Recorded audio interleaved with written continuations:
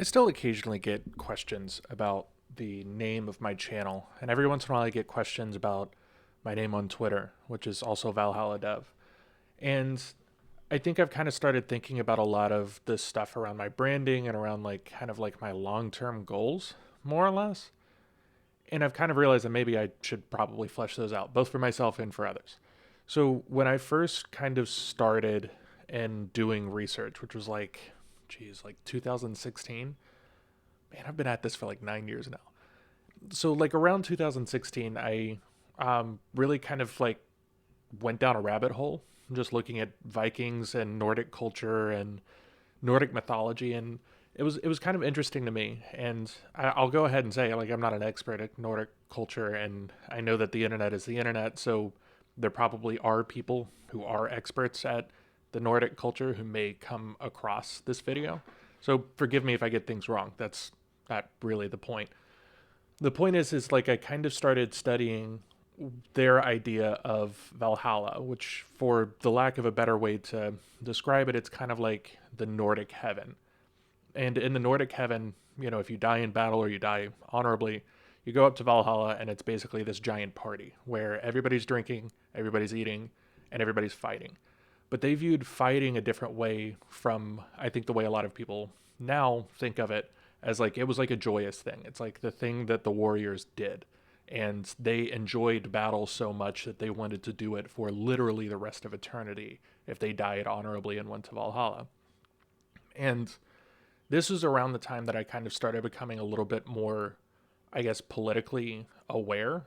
And I kind of started, I guess, thinking more about how I wanted the world to be. And I started studying kind of like the different thoughts and ideas around utopianism.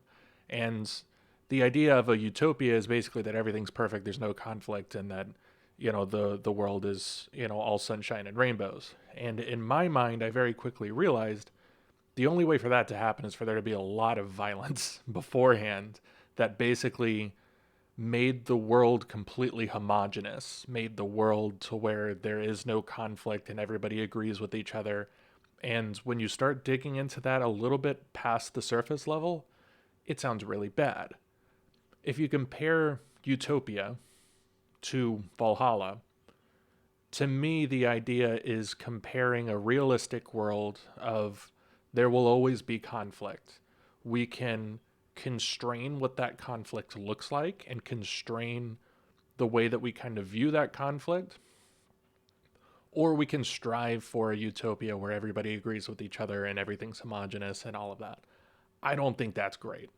I think like striving for a world where we're all fighting and we're all arguing, but those fights and arguments share a kind of similar viewpoint of reality and share this common goal for humanity.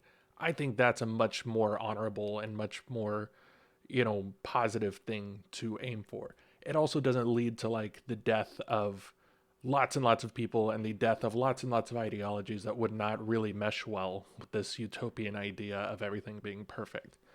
So, as time went on, I started doing more and more research, and I kind of started thinking about what direction I wanted to take that research in. And I kind of wanted to take that research in the direction of, okay, there will always be conflict. We need to control what that conflict looks like and control the bounds in which that conflict is happening. Take politics. Within politics, there are now lots of splintered realities depending on your political viewpoint. There are lots of people who honestly believe in a world that just straight up doesn't exist. There are lots of people who have been convinced that reality is a certain way and it just simply isn't. And that's one of the many reasons why we can't get along politically and we can't really share in this more positive debate around like central ideas, is that a lot of people have been injected into a reality that does not exist. And that reality can never mesh with the several other realities that don't exist. And none of those realities can mesh very well with the reality that does exist. I'm not saying that like subjectivism is dead and there's no such thing as subjective realities. There obviously is. We're not talking about the difference between people who believe that borders should be open and people who believe that there should be, a realistic limit on the amount of people who come into a country. That is a reasonable debate. The problem is that we're starting to see arguments between people who believe that ISIS is coming in through the border and 90% of immigrants are rapists and murderers. And that is not a reality. None of the statistics bear that out. That is not a person that you can argue with as long as they maintain this reality that they're living in. So as long as people stay in this world that they're living in, as long as that is the reality that they choose to inhabit, there's no good recourse for creating some kind of political dialogue to go forward. As long as people believe that their reality is the only one and that reality cannot mesh with the real one, there's no way forward here. So when I kind of started looking at the direction that I wanted to take my research, I realized that there are a lot of conflicts that we need to overcome in such a way as to create a shared reality that we can all inhabit and that we can all debate through.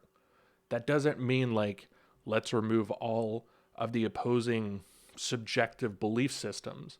That means like, we cannot move forward if we don't all inhabit the same existence. And creating that existence in such a way is to create information repositories and create, APIs, and to create platforms that give people a sense of the true, real things that are going on in the world. To create research that creates this shared reality where we can all debate from the same kind of platform, the same foundational reality.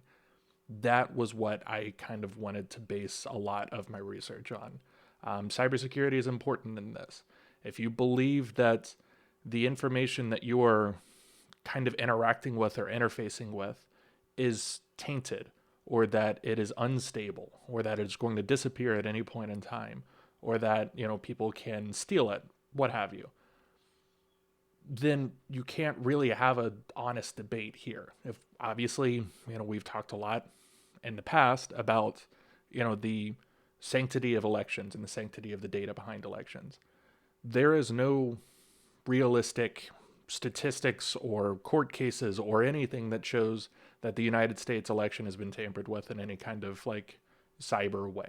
There has not been the hacking of any kind of election, but as long as we believe, or as long as a portion of the world believes that those information systems have been tainted, we can't have an honest discussion. That means that the security of those election systems and the verifiability of the security of those election systems is incredibly important.